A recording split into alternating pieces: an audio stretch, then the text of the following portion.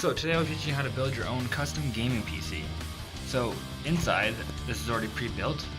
I have built it myself before in the past, and I will be taking it apart for the purpose of demonstrating videos. So we have two 1050 Ti's, asus duals at 4 gigabytes each. We have a noctua, I cannot remember the name of the fan at the moment, giant intercooler here. We have a gigabyte motherboard and 16 Trident Z G-Skill RGB RAM with 2.5 terabytes of HDD. On the side here we have an LED strip with the two fans located in the front. They're a little dusty at the moment, and you can clean those out. And at the back here we have, you can see where the two cards go and where this goes here. And the power supply at the bottom. I'm recording this all on a Samsung Galaxy S8 Edge, so you can see that. And this is all packed inside of a nzxt Razer Edition I want to say the SN13, SN313, or 12, 10, it's one of those ones. So today we'll be taking it apart and then we'll put it back together. So the first thing we're going to do today is we're removing the graphics cards in the back here. Turn this around, I will show you. So there's going to be two screws located here and here, and here and here. So there's four screws actually we're going to remove today. We're going to get our Phillips head screwdriver and we're going to get rid of those. So let's do that now. So now we've got our Phillips head screwdriver here. We're going to take these out. It's going to be a little difficult here, so I need to move this here. A little awkward to do at a different angle than I'm usually doing it at.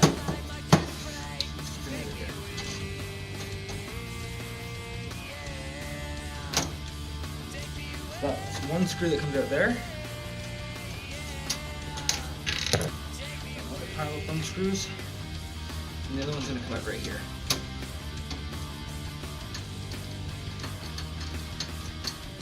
Here we go. Now those are out, and I keep dropping them. We're going to take that little plate up. Just kind of a little stopper. That plate comes out. Now we have more access to these screws here that we need to take out to get to our graphics cards.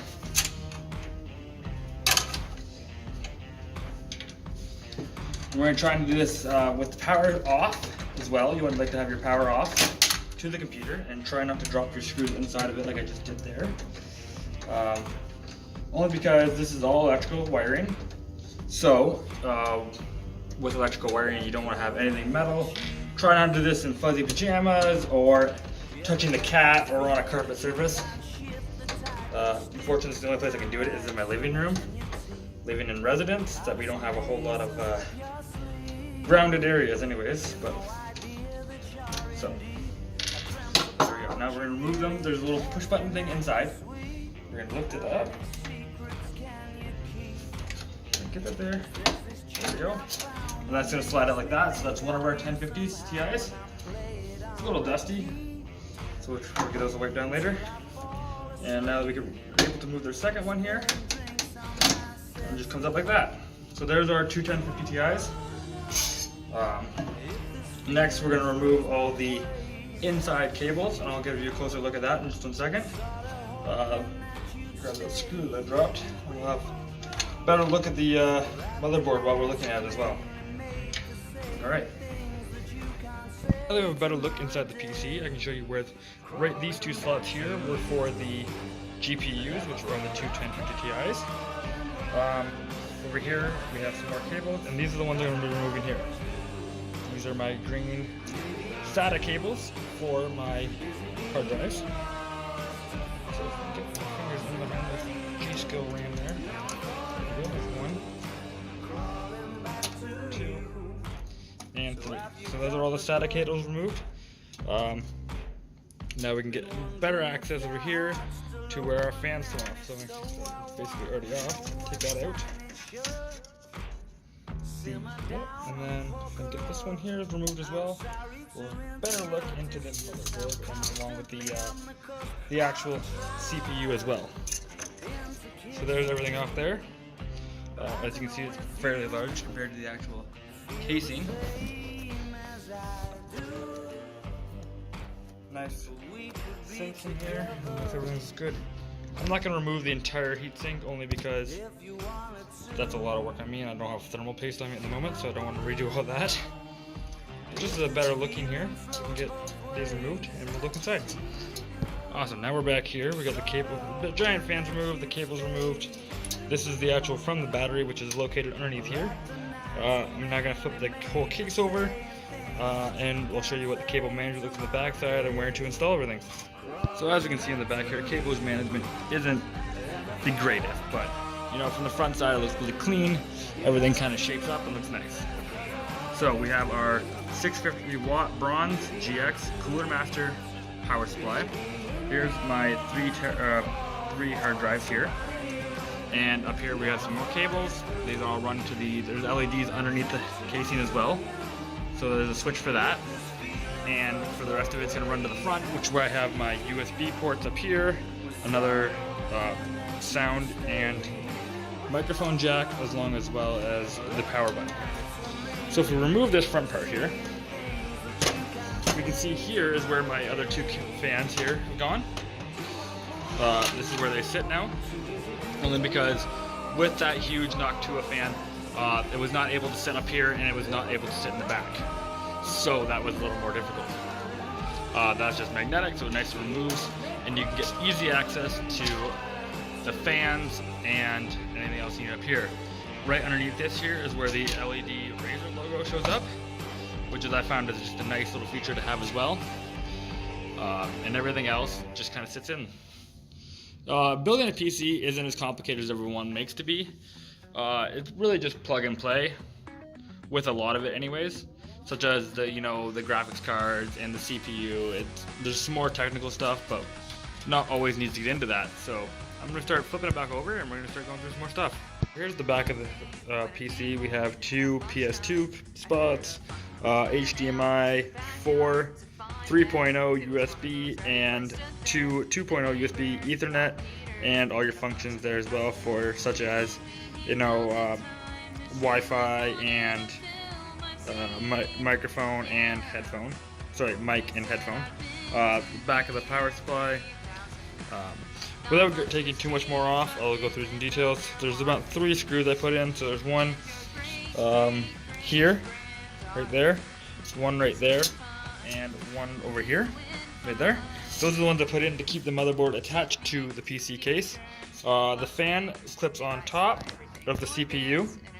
I'm not sure this is the best way to go about putting it on there, but it was kind of my way of putting it on there. Only because it does sit directly on top, or near on top of my RAM. If I wanted to add more in there, it's a little more difficult to do. Now that I've got such a giant cooler, I wasn't actually expecting it to be this big, but when I bought it, I said, sure, let's go ahead. Yeah, so we can get kind of a better look down here, the heatsink.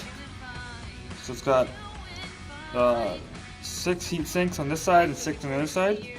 So it keeps the thing very cool.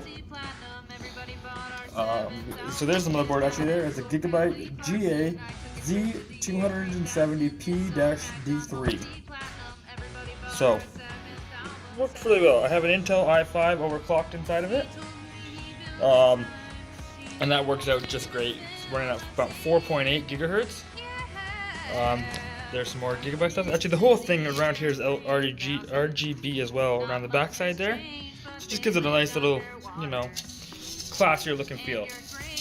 I like having this little bar here that I've actually stickered up, so it shows my G skill. I got a sticker from them, sticker from i5 7th gen, the Razer one that comes on it, and the ultra durable Gigabyte motherboard. Yeah, so I'm gonna start putting things back together now that you've kind of seen inside my PC and seen what it's about. I'm really happy with it. It performs great. I'm getting roughly 128 frames per second on good chunk of games on epic settings. So I'm overly happy with it. Yeah, right under here, right underneath there is where I keep my CPU, which is how it usually works, and then the giant Noctua fan on top. So now we're going to start putting the TIs back in, we're going to start putting the fans back on, and putting everything back down. I'll show you how that goes and see it then. When installing SATA cables, you're never going to use SATA 1. I'm not overly sure why you never use SATA 1, but you never use SATA 1 or it won't read the drive properly. So just installing that, and then there's only certain ways certain cords can go in anyways, so yeah. Just a little quick tidbit. I'll attempt to do this here with one hand and putting my GPU back in. So matching it up with this, you see the little notch there, it kind of goes only in one spot when you're putting it properly. So if I can get that down in there, I'll show you.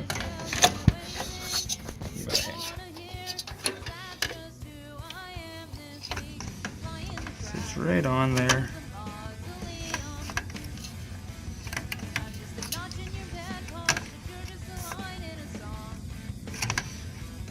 Forward, there we go. And so now that's in there. Click. That's it. All you gotta do is click. Once you hear that click, you're good to go. Go for the second one now. Forward. Try as good as I can get in there.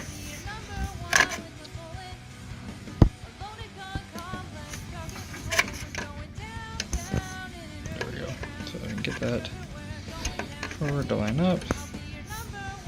And ready? Click. There we go. It's all clicked in. Doesn't go up. As good as it gets. So now that that's on there, we can start reinstalling all the screws for it and putting everything back together. Here we go. GPUs, fans reinstalled, SATA cables linked, everything else set back up. So we're going to take it back to my room. We're going to turn it back on, and I'm going to show you all the RGB and everything that I'm running. Back up here with the glass temper kit is back on. Let's plug in the USB port. Keyboard. We got the power supply down here. Since this computer does not have Wi-Fi, plug in cable. For audio. Audio and microphone, I don't need those. For my speakers, I need that.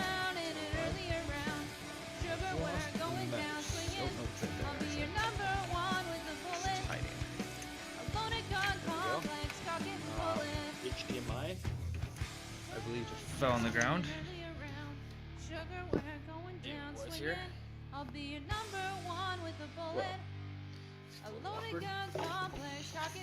just gonna grab it from here. I lied to you, it's sitting right there in front of me. I just didn't see it. So into the graphics card. That's where you'd like it to come out. What about my usual workstation? I usually run 2 monitors off the DVI channels. That usually looks a lot better. So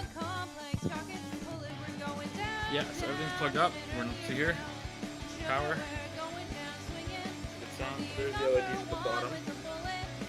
And then LEDs all the way around the sides. There's the LED strip there. LED strip. Yeah, I can't get to it. It's up here. Along here. Here's that cool effect. G-Skill RAMs booted up nicely. RGB color. Fans inside there are working. You can see with the Razer logo all lit up again. So there's the window symbol.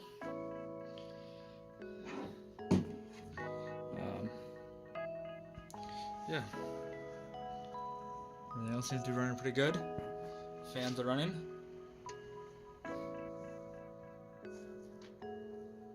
Sounds pretty good. Once it all gets loaded there, we'll come back and I'll show you what kind of games run like. So here we are here. We just ran Cinebench. Cinebench R15.0. It's just to check your CPU and stuff like that. So there's my score right there of 773. Overclocked to 4.8. 3.8 here, right there, is actually what it started at. So now I'm running at 4.8, which is equivalent to an i7 on an i4. Running GTX, you can see here there, GeForce GTX 1050s. 2 of them actually. So it's looking pretty good. There's my stuff there. All my stats and whatnot. So let's see here. Yeah, I see 4.8 megahertz right there. That's pretty good. What else can we see here? This is a nice little thing called Cam. You can download it for any computer. It's free, and you can actually check all your stats whenever you want. Check it under full clock speed, fan speed. You can check both my GTs right here. I'm trying to look at the camera. Sorry. Here we go. So there's 1, 2. Yeah, so they work really good. They're only running 30 degrees. You actually, with this, you can actually overclock your GPUs right there. You can overclock. So I've overclocked a little bit here. Not too much to really notice much. There we go, GP2. So yeah, I'm actually gonna try and run some games here, and I'll get some footage from that. Boosted a pretty simple game here to play. We got Overwatch running at 60 FPS up there. You can see that. And, you know, it should run really well. Let's go into training. We'll just do some shooting at bots. Let's try that for a second. I'm actually going to switch over now to the actual screen so you'll be able to see it.